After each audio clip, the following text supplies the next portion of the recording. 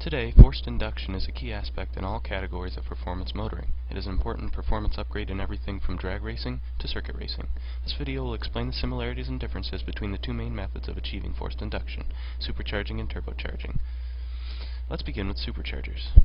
From Answers.com, a supercharger is defined as a blower or compressor usually driven by the engine for supplying air under high pressure to the cylinders of an internal combustion engine. There are several types of superchargers, all of which are powered by the crank or accessory belt on the engine, giving power to the blower through a pulley on the supercharger itself. This means all superchargers have a small parasitic effect on the engine. The first type of supercharger we will discuss is called a centrifugal supercharger. A centrifugal supercharger resembles a turbocharger and uses a small impeller to compress air into the cylinders. This type of supercharger is the most efficient of the three kinds, but produces the smallest boost at low RPMs. This type of supercharger is also the most ideal to install on near-stock engines because it generally produces the lowest amount of boost. Also, a centrifugal supercharger produces very low heat buildup, so there is usually not need for an intercooler. The typical operating speed for a centrifugal type supercharger is around 40,000 RPM. Take a listen to the sound of a centrifugal vortex supercharger.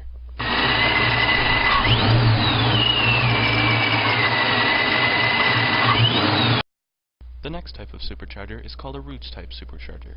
This supercharger was the first kind ever to be used and is also called a blower, although the nickname blower can usually refer to any type of supercharger. It involves two rotating meshing lobes powered by a pulley connected to the engine crank, which force large quantities of air into the intake manifold, increasing pressure and creating boost. Roots type superchargers produce very large low-end boost and very large amounts of high RPM boost as well, making them desirable for extreme power situations. The drawback to a roots type supercharger is that they create large amounts of heat buildup, so an intercooler is usually needed within the system to get maximum boost. Roots type systems are usually the largest and most recognizable type of supercharger and usually extrude from the hood. This video is of a small block Ford engine with a roots blower mounted on top of it.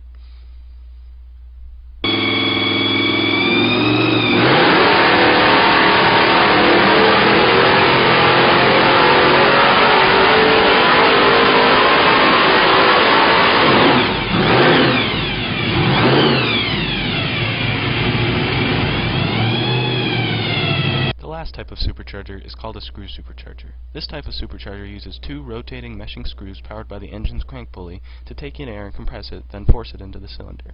In many ways, this type of supercharger is very similar to the roots type, involving screws instead of propeller-like lobes.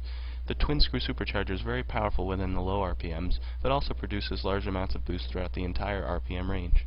At moderate boost levels, a twin screw supercharger does not produce large heat buildup, so similar to a centrifugal supercharger, they do not usually require intercoolers.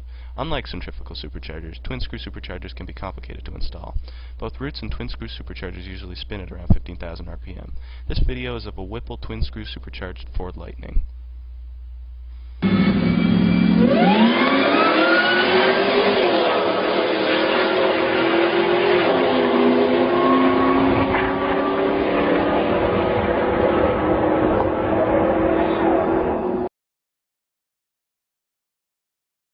The main advantages to a supercharger are no lag. Superchargers, because they are connected to the engine's crank pulley, spin up immediately when the engine does, creating instant boost.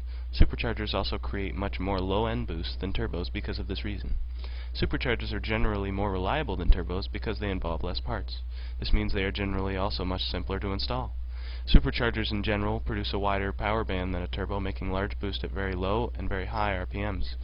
Air will never pass backwards through a supercharged system. With an intercooler and modified internals, most superchargers run much more efficiently and can produce boost levels a little over 20 psi. Superchargers are much safer to use because they do not run nearly as hot, they do not surge, and while many companies sell very high boost level units, they still do not create as much boost as high-performance turbos, therefore engine detonation is much less likely.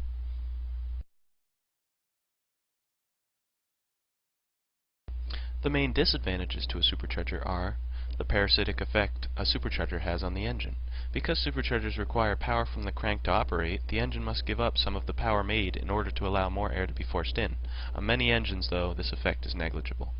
Superchargers are generally less fuel efficient than turbochargers, mostly because of the parasitic effect.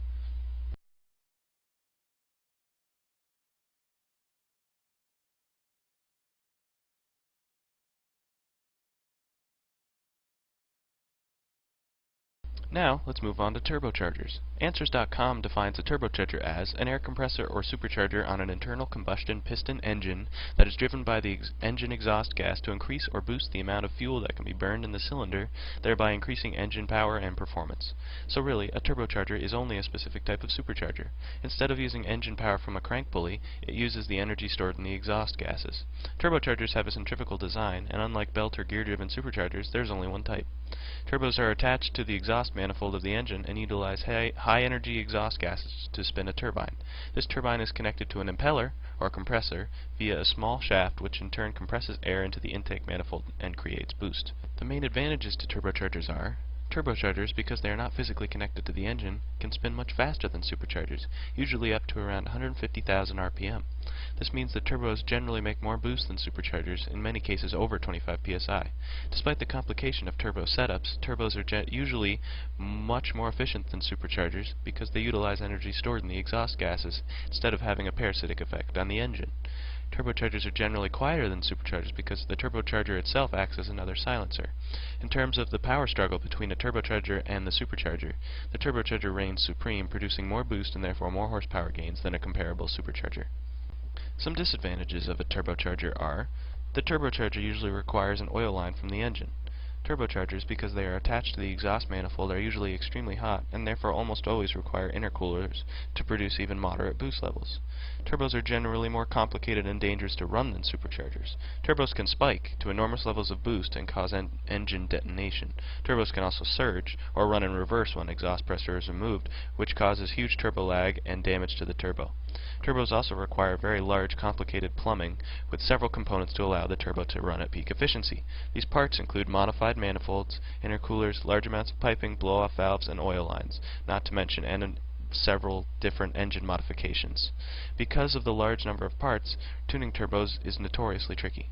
The most noticeable disadvantage to a turbocharging system is what's called turbo lag. This lag refers to the time immediately after the throttle has been applied to the engine and the turbo begins to spool up. Until the turbo can spool up to the point where it can compress air, the engine runs without forced induction, creating a period of low power. The larger the turbo, usually the greater the lag, because more energy is required to spool up the turbine.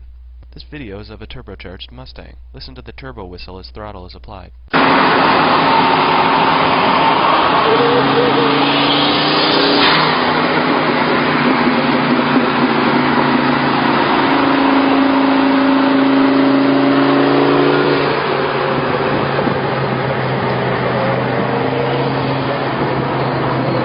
As to which system is better for your car, the answer depends entirely on your setup and your personal opinion as well. Both are extremely effective methods of forced induction. I hope this video helped you understand the major differences between these two systems. Thanks for watching.